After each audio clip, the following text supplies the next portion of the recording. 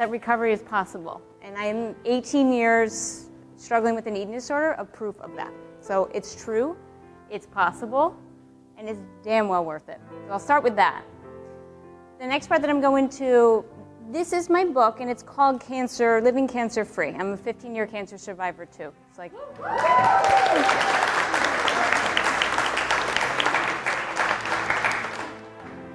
Domino effect. That's power. Your applause did that. In the book, it comes across as this is about a cancer. But part of what I propose is that there's many different definitions to cancer, and that death can happen and a diagnosis can happen way before you're giving chemotherapy treatments, and I'll go further into that. To start out first, I want to ask you to look to your left, look to the person to your left, stretch your neck, look to the left, and then look to the right, okay? And look down at your own hands or something that you're holding, yeah? So that's 3 different people you just saw. Statistically, 1 in every 3 women are diagnosed with cancer. This is not to scare you. And hang with me, okay? So you're like, oh my gosh. This girl is depressive. Her name is Live Free Warrior for a reason. Hang with me. I'll get into more numbers after this. So part of the book is 3-part series, but it's my life, and that's why I bring the part of the book into it. The first part is the fall of my life, and starting at, you mentioned about some of the things that kids are writing. Kids can be really freaking mean, and it started for me around 14 when I decided I don't know how to handle these emotions. I'm going to take this out on myself. It's easier for me to deal with these shitty feelings by taking this out on me. So I'm going to starve myself because I think that's going to give me some value. I'm going to push myself in school, which, okay, great, A student, that you get a pat on the back for that. But nobody applauds you for starving yourself or throwing up, for hitting yourself, or like doing bad things that you are harming yourself with. There's no applause for that. The second part of the book is after the cancer diagnosis, after I was going through treatment. So I did, 14, 15 was when I started with anorexia, transformed into bulimia. If you've ever struggled, and 99% of you raised your hand when you asked the question about who has had negative body image, and I was like, yes, for too many years. And that's where it transformed from one to the other, and it was, I'm gonna go from anorexia to bulimia and back and forth.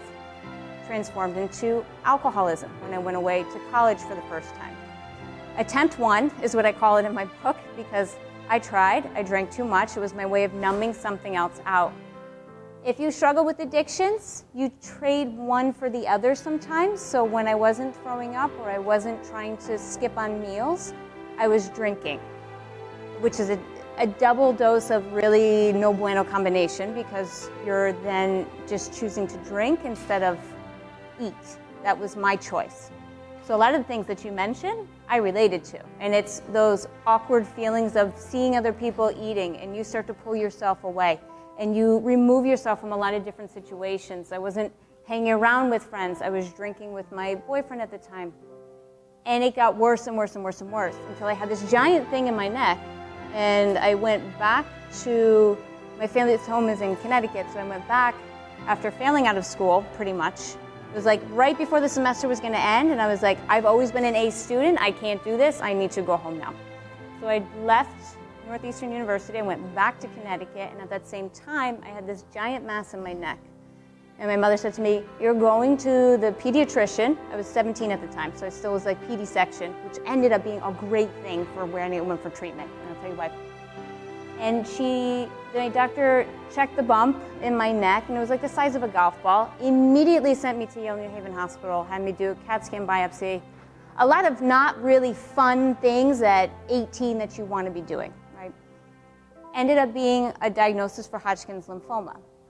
It's a cancer of the blood, right? They're typically Hodgkin's, non-Hodgkin's, and leukemia are the 3 main. And that started a year of what just happened. At 18, most people are worried about what frat party they're going to go to. And I'm thinking of getting a PICC line in my arm and when's my first chemotherapy treatment. So it's it's a reality check in a big way, but the eating disorder mind still overpowered me. So it was still, there's a very vivid memory I have, and I write about this in the book. I am in the hospital I get a really bad infection for the PICC line it's a line that goes from your arm to your heart. So when you're given the chemotherapy, it goes straight there, so you don't have to keep getting stuck every time. And it got a really bad infection. So when I was in the hospital and having the antibiotics and everything, I was eating, and then I take I don't know what you call it, but the thing on the rollers, and what is it? IV pole. That sounds about right. Yeah, that makes sense. That sounds about right. One of those. So, and it's me in the IV pole going to the bathroom to throw up while I'm in the hospital getting treated for cancer. So that's the power of an eating disordered mind. When you mentioned to me that this event was 100% proceeds going to Project Heal, I was like, yes, whatever, I'm there. Because it's real, it consumes your mind, and no matter how thick of your life situations are, the eating disorder can still overpower that. Fortunately, there's a second part in the book called The Rise, right? And we start to overcome, right? We need some light. The IV pole was great comedic relief, but we also need, at some point, right, we start to heal. A big part of the healing process, right, it's still, after the cancer, then it was this, after the cancer treatment, it was about a year long of treatment that I did chemotherapy and radiation, lost the hair, the whole thing. And it was still the eating disorder plaguing me. When I went back to school in Boston again, I started drinking right away. You don't learn how to deal with the emotions, which is pretty much what an eating disorder is. We don't learn how to cope with certain things. It's emotions, control, as you said. And when you don't learn how to use and how to create coping mechanisms for it, you look for other things and other ways and other addictions to remove them. That's what alcohol did for me after that. So you get the mix of an eating disorder on top of the alcohol with the post-traumatic stress of what do I do with my life now? I just finished. What do I do? Because you have all this buzzing around you of people telling you, do this, you're going here, you're getting this treatment, then you're going to go to this, and then all of a sudden, the buzzing stops. So what happens then? Right, then we learn to deal. And there reached a point in my life where my now ex-husband, who is a good friend, and I saw a different life. I decided I wanted something different for myself. So whenever I'm talking with people, I say, find your why. Find what drives you in life. Find a passion. Find something. Connection. Seeing your eyes, this drives me. Seeing some nods in head, this drives me. This gives a passion. This gives a purpose. At the time, I also started to practice yoga. Yoga helped a lot of the mind-body connection once again to show myself and my mind that this is pretty cool what my body can do. And this is pretty amazing that I have the strength to hold, and it sounds silly, right? We think of arm balance as like party tricks, my teacher used to say, which they're cool. You whip those out at a party, and people are like, you can do crow pose. And you're like, yeah. It reminds yourself how strong you are from the inside and on the outside. So that's when I started to heal a lot of the inner turmoil and struggle, and I started to rise and rise and rise and rise.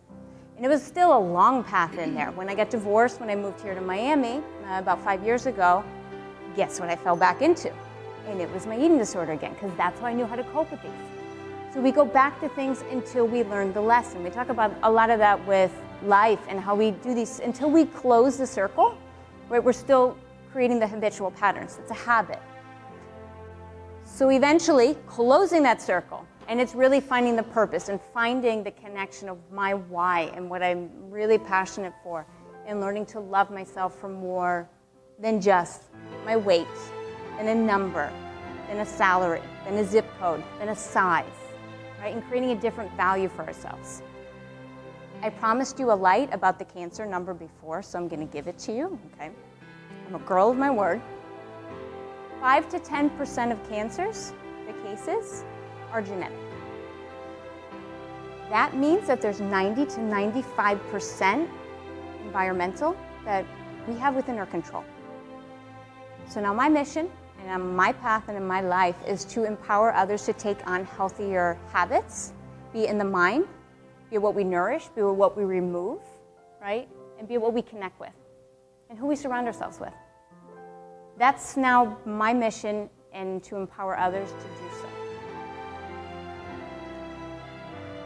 The third part of the book is a workbook area, and it has 52 different tools that I use to reconnect myself. Different things that I've personally done. Some of them are practices of meditation, some of them are detoxing some of social media. It goes all across the board. Sometimes it's just connecting to different emotions. And then the end part is the Live Free Manifesto, which are 14 values that I honor in my life, that I live by, that maybe you can connect with too. Some of them are to never settle, to choose quality over quantity, to the last one is one of my favorites and how I close the book. You have the power to choose any life you wish to desire. So the fact that recovery is possible, it is damn well worth it. And you can choose and create any life that you ultimately want to do. It starts here. So that's what I got. If you have any questions?